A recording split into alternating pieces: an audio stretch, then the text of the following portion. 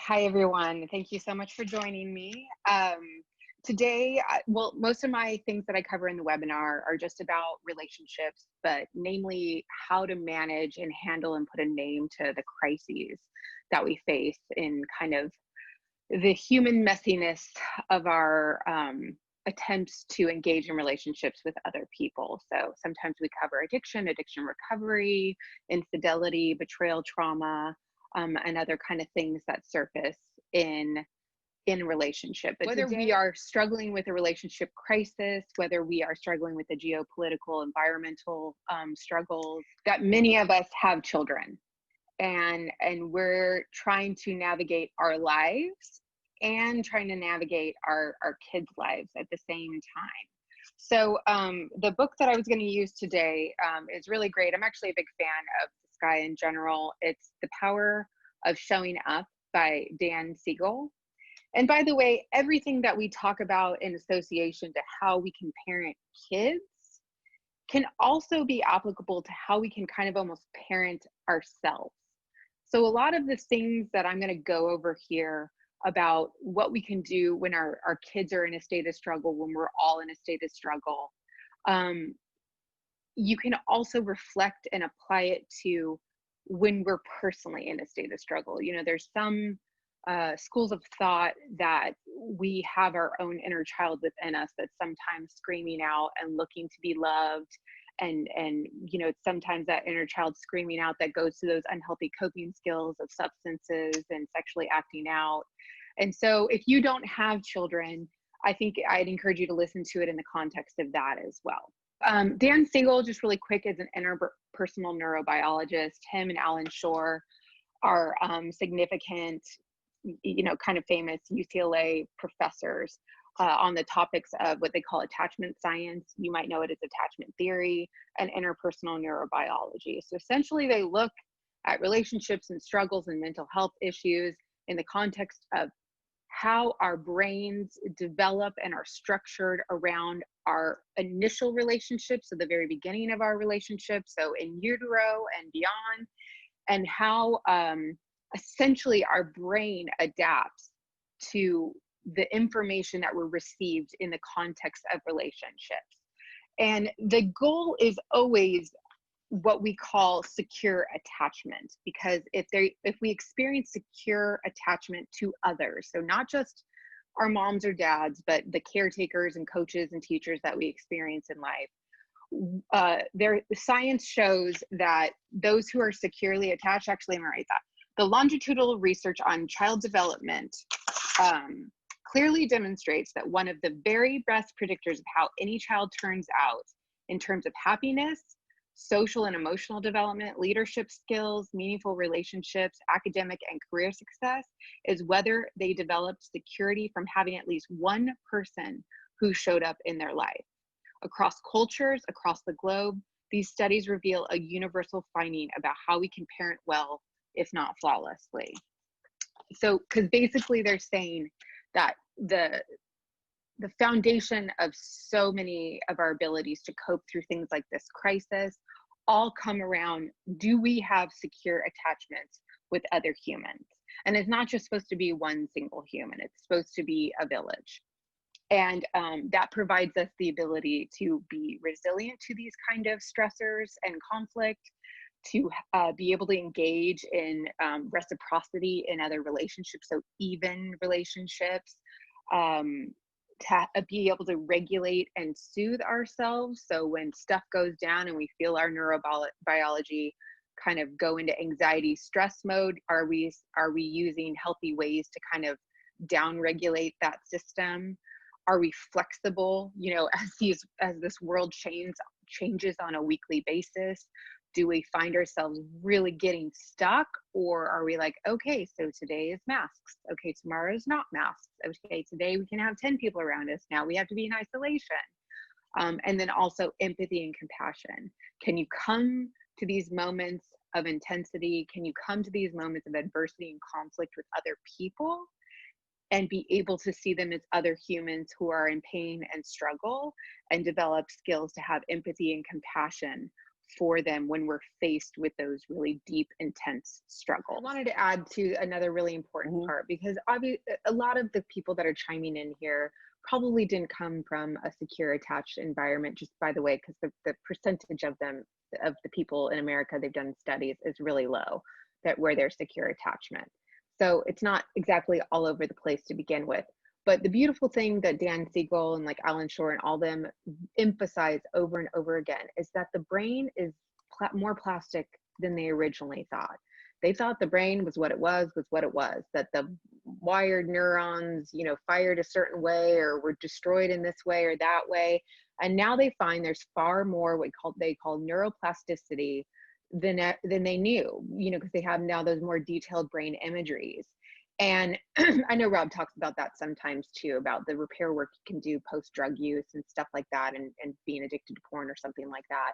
But even if you did not experience secure attachment, even if you struggle with going to unhealthy coping skills, soothing skills, etc., and now you're maybe not showing the kids how to do that in the best way, we can rewire our brains.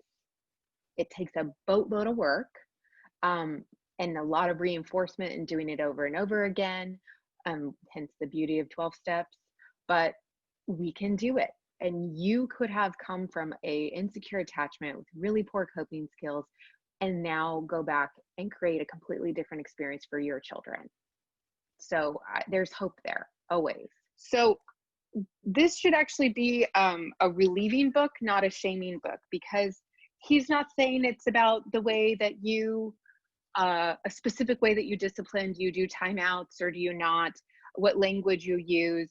He's just basically saying science shows if you show up for your child consistently, that even if you screw it up, and I'm going to talk about that in a little bit, that you can still create a secure attachment with you and your child.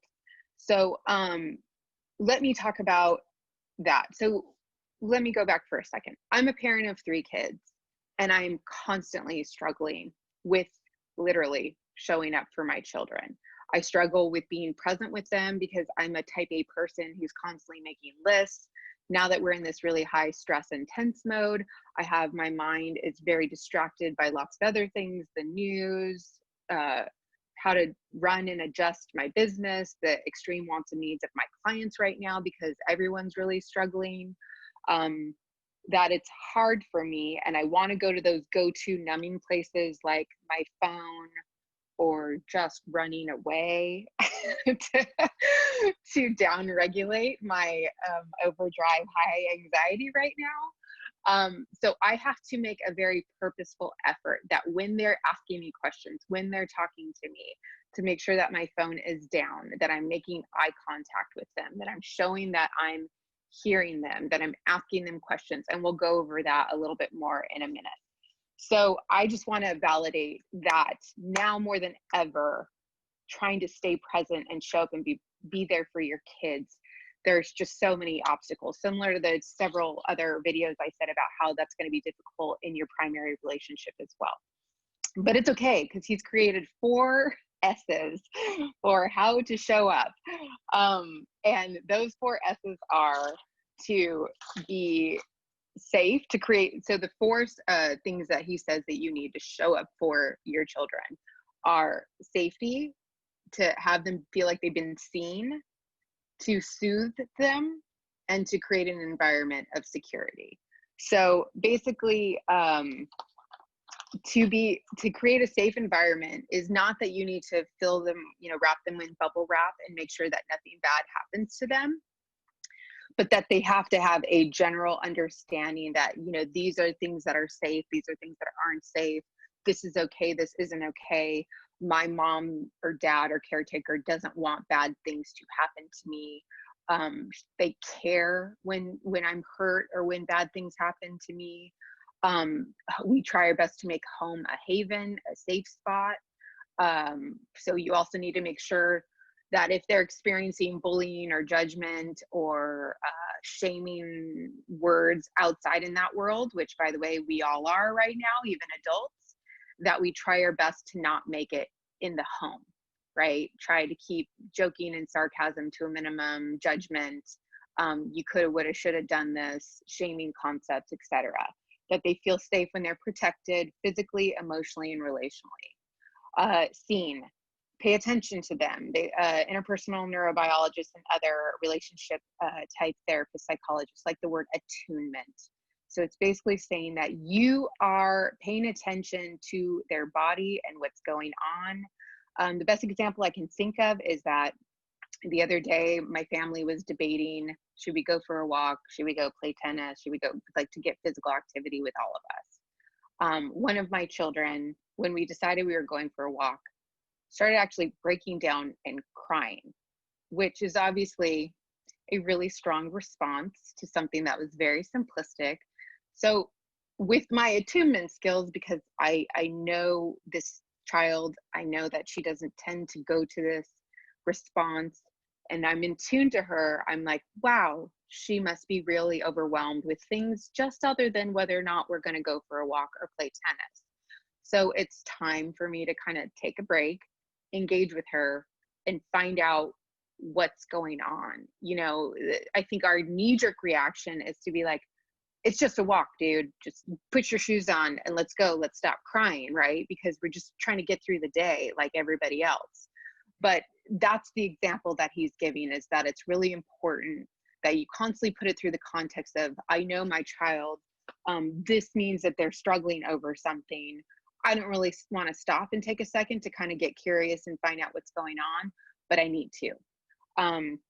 And actually, he uses another acronym, because he's acronym happy, to be seen, to see your kids appropriately. It's another acronym, PART: presence, attunement, resonate, and trust.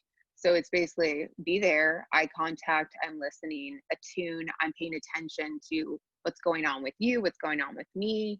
I understand that. Resonate, saying, you know, you engage them and say, wow, this is really hard. You normally don't react this way, what's going on? And resonates when they say, like, yeah, I'm having a really hard time today. I don't want to do anything. I want to numb out to TV or YouTube or something, and this isn't what I want. And then trust is also the word he uses to basically say that there's a safety in the space to be able to share what they're really thinking and feeling, right? So I'm really mad at you when you suggested that. I'm really angry that you did this or that. Or yeah, so basically there's an understanding that we can have different opinions, but share them still. The other two S's are soothed. And personally, I work in addiction. And this is, I think, one of the more important things is, you know, there's some schools of thought that these addictions that we go to, the gambling, the drinking, the sexually acting out, the porn, etc., that these are ways that we have learned adaptive skills to downregulate or upregulate our neurobiology. Because at some point, when we were given these stressors and we felt this overwhelming neurobiology of anxiety or stress or hurt or pain or constant feelings of unsafety and insecurity, and I can't trust other people, I found that, you know, viewing porn may, you know, it's like you can, or I found shopping online constantly, or I found that gambling or drinking were things that down-regulated me. And so I keep going to that go-to skill instead of going to the scariness of another human, because that's, you know, basically attachment theory would say, because I learned back then, if I go to someone to get my needs met, I'm not going to get my needs met there. So I need to be adaptive and kind of on my toes and learn how to do it myself. So soothing, in my opinion, is extremely important. And that's when there's a trusted relationship, they understand that they can go to you when they're hurting and struggling. It doesn't mean that you stop them from experiencing the pain and suffering. In fact, parenting is not ever about preventing adversity or conflict. I think they call those the bulldozer parents, that bulldoze out all trials and tribulations and kind of make it an easy, smooth path for kids to make it without any struggles. So we want them to struggle and be in pain and find out that people have different opinions than them, and sometimes life doesn't go their way, and sometimes in this relationship between me and my children, I'm a messy, broken human being and I do messed up things, but we want them to build skills to know that you can count on other human beings to go to when you're in a vulnerable state of hurt and pain. And you can say, I really need a hug, or can we talk about this? Or I just need to be really kind of feel weak and broken down and bawl my eyes out for a minute and not have you make fun of me for it, or something like that. But, you know, there's lots of ways, healthier ways that we can learn to soothe. And we help their brains develop when we help them soothe. Security, help them develop confidence and a sense of empowerment. So don't think, again, bars on the window, chains, you know, kind of security, guns in the house. It's that they feel this resiliency, that we give them the tools to be solution focused and to give them the idea that you're going to meet adversity. So you're going to have an issue with your best friend and she might post something hurtful on social media, or dad or I might say something really mean and unfair to you, and that you're going to have the skills, the confidence and sense of empowerment to show up for yourself and advocate for yourself. But the way that they learn that is through role modeling of me doing it for myself. And do think about that in the context of your current marriage, right? Because a lot of you chiming in are in some very serious relationship issues. And remember, children are watching, and see the way that you're showing up with your ability to feel like you have some solutions, that you have some ability to be resilient, that there's some level of ability to be empathic and compassionate with all these kind of issues going on. A lot of people like you have, there's not a time and place to feel like you've been victimized and hurt, and validate that, but also know that it can be very powerful when you're able to change the story, to better understand the full context of what's going on. Because that actually brings me to the point of two really important studies that I hold on to. So I have 3 kids. I work with addicts and people who struggle all the time, and it always comes back to the family, right? It does. It's just mom, dad, this. And I sit there in these groups with these people and I'm like, oh, it's not a matter of like, if I hurt or I damage my children, or if I fall short. I'm currently in this moment falling short. And there are these concepts, like Freud had these concepts called empathic failures, that there's supposed to be these times that you do fall short, because it creates these opportunities where you can demonstrate to them that life's not perfect, that life can have trials and tribulations and hurt and adversity. And I'm going to fail for you sometimes, but there's always these opportunities for repair work that we have to engage in. We don't leave it on the ground. We don't go, oh, well, I blew that. And then you don't come up, you know, deal with it, because so much research shows that children who are successful, who can manage life, who can engage, like he lists, good, healthy relationships, have flexibility, have success academically, have confidence, etc. It's not about how much trauma that they've been through. So they could have been experienced physical abuse, sexual abuse, traumatic historical things around them. You know, I have kids who were present in the heart of the city of New York City during September 11th and have a lot of PTSD around that. So it's not about trauma that they've been exposed to. It's about the fact that they had whether or not they had the opportunity to acknowledge the trauma, process it, and kind of better understand the full context of the trauma. So it's not about the trauma you experienced, but how you ultimately have been able to make sense about what's happened. So please remember that. This is the really important thing, because I know I'm talking to a lot of people who are in a lot of relationship pain with your primary partner.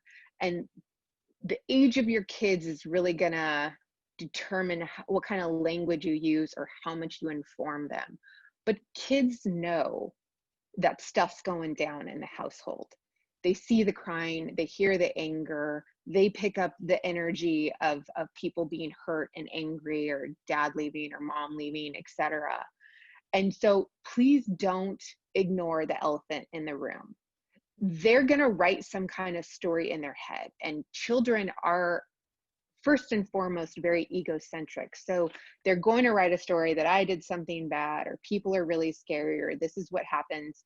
Humans leave with no explanation and I have no control over it. So why ask other people for help or anything like that? You need to provide them some context about what is going on. And do try, you know, in a lot of the research about divorcing and when you're talking to kids about it, we're talking to kids about spouses or exes, to remember that the kids, we have neurobiological bonds first and foremost to connect and be loved by our parents. Our parents' connection is very important to us. So if you start talking about how your spouse, you know, who might have cheated on you or is an addict, and you uncovered this horrible stuff about him or her, and you paint them to be the devil and a demon, the child views that person as half him or her, an extension of him or her. So sometimes, you know, a lot of the articles around that topic say, just be very careful, you know, that your dad's the devil, or your dad's a horrible liar, or he's a bad person, because sometimes they'll internalize it as, well, he's half me, so I must be half the devil, I must be half a bad person. And that's where the ability, like talking to child therapists or doing some more reading on this, can help you kind of use words to say, you know, mommy is really hurt and sad right now. Daddy and I are having some fights and things aren't going on. I'm really hurt by some things that daddy said. It has nothing to do with you. I love you very much, and we love you very much.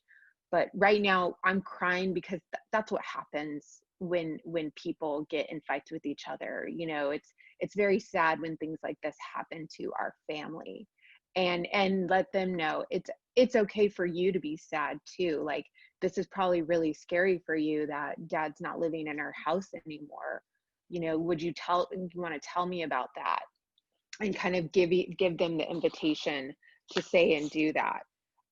So final comments are just, this is something that he pointed out. Oh, here's something really good about another acronym for how to engage them. Is he uses another acronym, COLE: curiosity, openness, acceptance, and love. So if and when you do broach this relationship crisis that's going on in your life with the kids, and again, it's going to need to be age appropriate, right? You're not going to be able to have these conversations with 3 or 4-year-olds, but maybe 10, 11, 12-year-olds, and definitely teenagers. Try to approach it with curiosity. So meaning asking them what's going on for them, asking even yourself, gosh, you know, sometimes I get really scared not knowing what's going to happen. And that's okay. We can be scared together and find our way through this.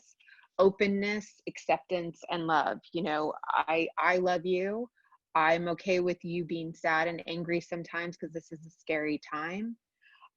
Something that's really important that he pointed out, and try to remember this as you're going through this crisis, is that developmentally, our kids' brains aren't developed yet. We have our prefrontal cortex are fully developed from 18 to 25 years old.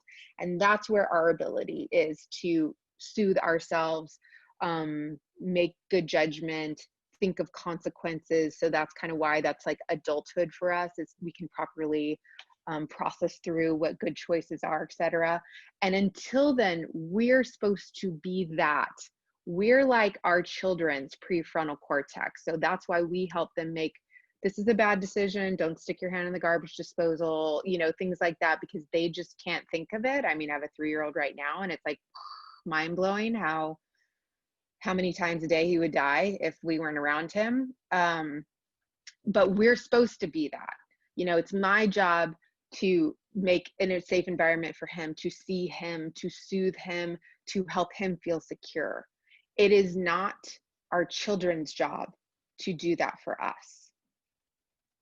In fact, if we do that, we can be creating a vicious cycle of insecure attachment issues, and that's a whole other subject. I have if you're interested about attachment theory, I have a couple other webinars on how attachment issues as children can lead to adult problems with relationships.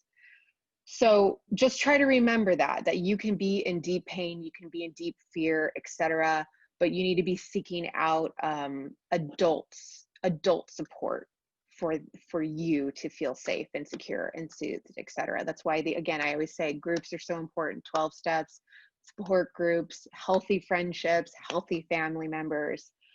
So let me just give you some really quick things. So just remember, you can screw up. In fact, you probably might have been listening to this and be like, ooh, I kind of screwed up on that one. You get to always go back. In fact, these screw ups are a perfect example to your children that we can engage in the messiness of human interaction. We can have adversity. Mom can blow it. I can blow my top. I can get really angry at you. And I can still come back and say, you know what? I do need you to take out the trash. I am tired of telling you that over and over again, but I shouldn't be yelling at you the way that I did. You know, I should be able to say it in a kinder way, but you also should be able to be at the age where you start thinking, okay, I have responsibilities and there's going to be consequences for if I have to keep telling you the same thing over and over again. And that's the beautiful thing, is you can always go back. It doesn't take the seriousness of why you were angry in the first place, right? Like, they still need to take the trash out. It doesn't make it okay. They still can't hit their sister, or, you know, do this or that, or not do their homework. But you can always own that, yeah, I'm sure when I came in and I screamed at you really loud, that had to be really scary. I don't want you to feel scared like that. In fact, it's not okay. No, I don't want anyone ever screaming at me that way. I hope you're not ever okay with someone screaming at you. So please, like, I'm sorry. And I, you know, I still need you to do this, but the way I did it is not okay. I'm going to work on doing it better. And then also, so make sure you're role modeling those kind of things to them, and show them that you can role model healthy regulation and soothing for yourself, or using other people to help you soothe and get help and support.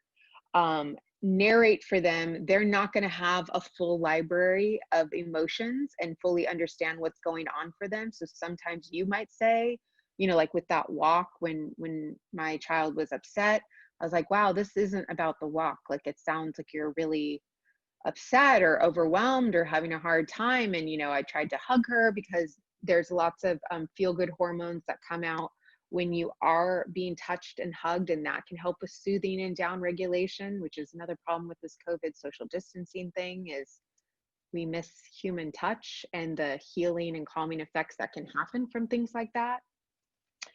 And then express wants and needs very clearly, and ask them, you know, I need to use better ways of telling you things. I need to say things in kinder way. I need you to do that too. I don't want you to use sarcasm or roll your eyes at me or yell at me for things. Is, you know, you're teaching them that relationships can be mutual and have a reciprocity to them, and they have a voice and empowerment in them. And just don't ignore the elephant in the room. They know these things that are going on. If you're talking about them in closed doors, or on the phone with your friends, or they see your Instagram post, or the news is on, they know this stuff is happening. So find a healthy language that you think they can manage, and try to explain it to them, and try to explain the story to them as best as you understand it, so they can start writing the story in their head. Because remember, it's not about the damage and the trauma and the negative experiences that they've been through that will lead to their behaviors and attachment and behaviors in the future. It's the story that they end up writing, their ability to wrap their brain around it and understand it, that impacts them the most. And that's it. I was talking to a friend the other day, and they were talking about their family situation in a small town. There was a lot of drama in the family, and so everybody in town knew it. And they shared that there were enough people in the community that stepped in. So like you were talking about, it doesn't have to just be the parents. It takes a village. It really is. If you get enough from people, you know, like, it's kind of this patchwork of, you know, I got this from this person and this from this person. And in the same conversation with that friend, you know, they said the best advice I ever got on relationships is that I can't be all things to one person and they can't be all things to me. And I thought that's really so important, that we need to have that whole system of, where we get support. And you don't have to do it perfectly. They have to get enough. And, if they're just getting enough, lots of kids have less than storybook, growing Yeah. up, but get enough, even if it's from the village, to be securely attached and everything else. You were talking to about our kids can't be our support. And I unfortunately hear from too many people, yes, are mother enmeshed men, or, were parentalized by their mother or father. right. And, that's such an unfair, because first of all, then they can have no needs. And then they, at the very young and inappropriate age, have to be an adult, Right. So highly problematic. So if you are a parent that is, doing that to your kids, please get help for you and help for them. So Right. you, like Kristin saying, you can break the cycle, that's what we're giving And to it's not meant to, I don't want to say that in a shaming way. Like, it's very similar to why an alcoholic grabbed at the alcohol to begin with, is it's, your children are probably the safest people around. And so it's like, they love me no matter what. So why wouldn't I go to a source that's safe to be vulnerable, to get soothing, etc.? The only thing is I hope now you understand, as their brains are developing, you need to be the one doing that for them instead of the reverse of that. And so I understand why people go to their children for that. And I hope you understand why it's not healthy. And there's a lot of other options. That's why people go to animals then, because that's kind of the next safest thing, is they're there, they're present, they're they can meet your needs. That's why dogs and emotional support pets are so big. Other thing, these support groups to women and men who've been through very similar stories to what you've been through, so you don't feel any kind of shame or judgment. And then, like I said, healthy friends, healthy family members who don't shame you, who don't tell you what you're supposed to be doing with your marriage or your life, that can just sit and do those 4 S's kind of with you, help you feel safe, help you feel non-judged, can soothe you, allow you to cry, things like that. And those 4 S's, none of those S's are like, tell somebody what to do, boss them around, shame them. One of the 4 S's is shame them and say, well, if you done this, if you had sex with them enough, or if you did this is that, and then you'd be better. So just be careful of that. Yes, hang in there, everybody. Thank you so much for joining us. Please keep asking for help. Please engage, be of service to other people when you're able to, and share those moments of joy and optimism when you have them. There'll be little glimmers. And hang in there. Thanks, everybody. Bye-bye. Bye. Thank you.